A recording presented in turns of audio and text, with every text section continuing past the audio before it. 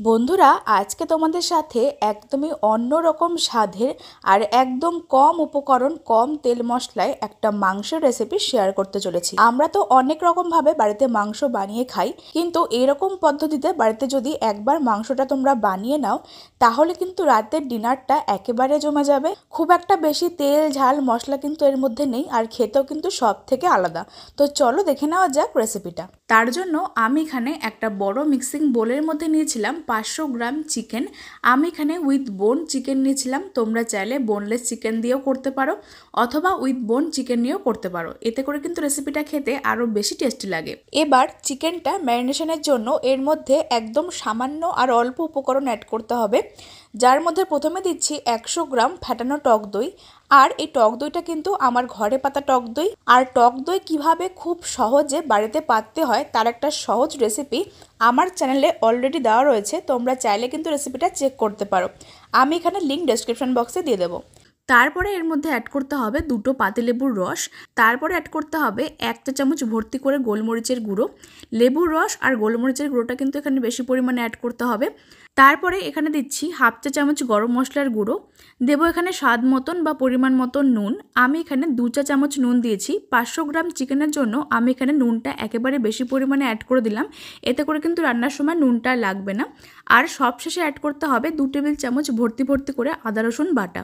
আদা রসুন বাটাটা একটু বেশি পরিমাণে অ্যাড করতে হবে, এতে করে কিন্তু একটা সুন্দর ফ্লেভার আসবে। তো ব্যাস, এই কটা উপকরণ অ্যাড করে এবার মাংসটাকে খুব ভালো করে মেখে নিতে হবে। তোমরা চাইলে কিন্তু হাত দিয়েও মাখতে পারো, অথবা আমি এখানে একটা চামচের সাহায্যে মাংসটাকে খুব ভালো করে মেখে নিচ্ছি। তো বন্ধুরা, এখানে কিন্তু মাংসটা ম্যারিনেশনের জন্য একদম সামান্য আর সিম্পল কিছু উপকরণ লাগছে। এই কটা জিনিস দিয়ে কিন্তু খুব সহজে মাংসটাকে মেখে নিতে হবে। খুব ভালো করে একটুখানি সময় নিয়ে মাংসটাকে মেখে নিয়েছিলাম। এবার একটা ঢাকা চাপা দিয়ে মোটামুটি 1.5 থেকে 2 ঘন্টার জন্য রেখে দিতে হবে।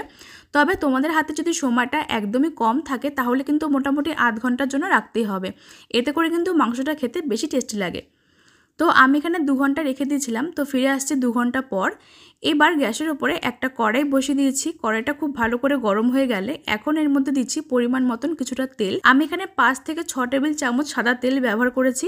তেলটাকে দিয়ে খুব ভালো করে গরম হয়ে যাওয়ার পর এখন এর মধ্যে ফোড়ন দিচ্ছি সামান্য গোটা গরম মশলা, যার মধ্যে রয়েছে একটা ছোট এলাচ, 4টে লবঙ্গ আর 2 টুকরো ছোট দারচিনি, 7 থেকে 8টা গোটা গোলমরিচ।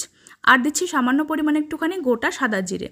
ফোড়নটাকে দিয়ে এখন এর মধ্যে অ্যাড করছি 2 বড় সাইজের মিহি করে কুচানো পেঁয়াজ। পেঁয়াজটাকে একদম মিহি করে কুচিয়ে রেখেছিলাম, সেই কুচানো পেঁয়াজটাকে অ্যাড করে এবার ফ্লেমটাকে হাইতে করে দিয়ে খুব ভালো করে ভেজে নিতে হবে, যতক্ষণ না পর্যন্ত পেঁয়াজটা একটা হালকা ব্রাউন কালার চলে আসছে।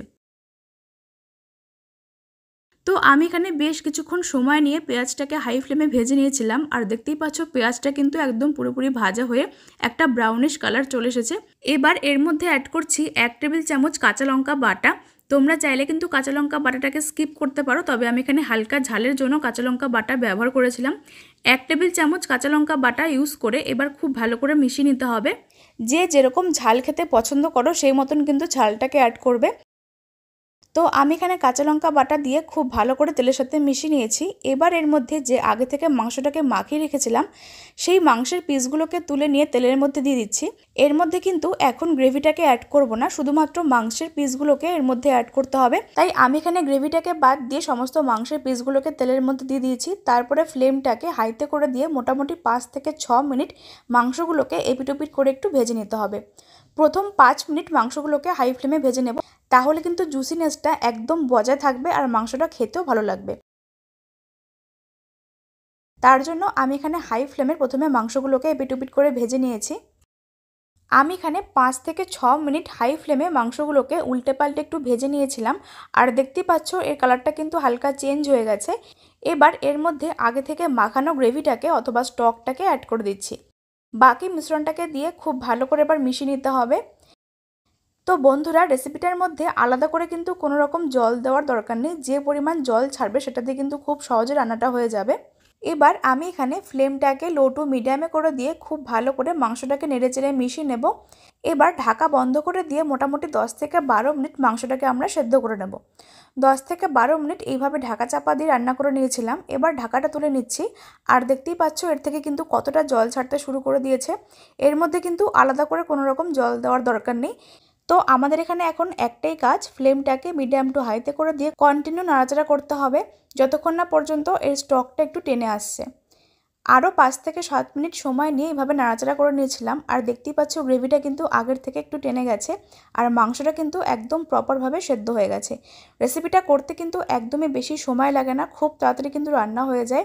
রাতের ডিনারে হাতে যদি একদমই সময় অল্প থাকে তাহলে কিন্তু এই সামান্য কয়েকটা উপকরণ দিয়ে আজকের রেসিপিটা বাড়িতে বানিয়ে সার্ভ করতে পারো।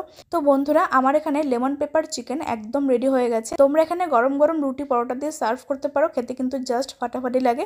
আমার আজকের রেসিপি তোমাদের কাছে কেমন লাগলো সেটা কিন্তু আমাকে অবশ্যই কমেন্টে জানিও। রেসিপিটা ভালো লাগলো অবশ্যই লাইক করো।